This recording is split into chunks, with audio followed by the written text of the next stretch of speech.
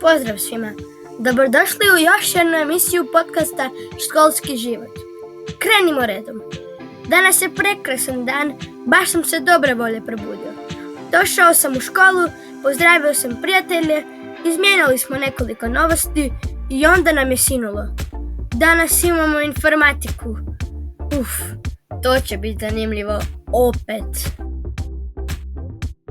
I dok si rekao keks, učiteljica je bila u razredu i rekla: uključite svoja računala. Iako se čini kako svi imamo svoj laptop, ti laptopi su zapravo stariji od nas, vjerovali ili ne.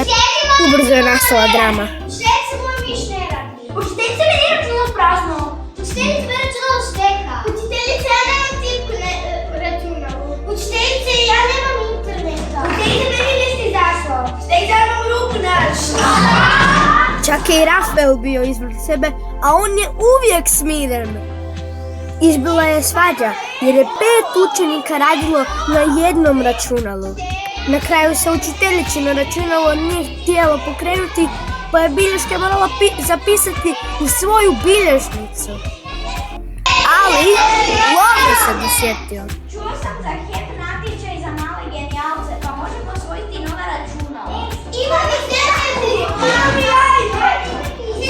Kako se može prijaviti? Bravo, Damjane! Klikneš tu?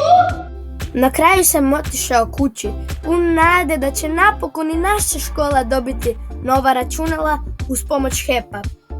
I to bi bilo to, javim vam rezultate, ne zaboravite me zapratiti na www.školskiživot.com. Bakić!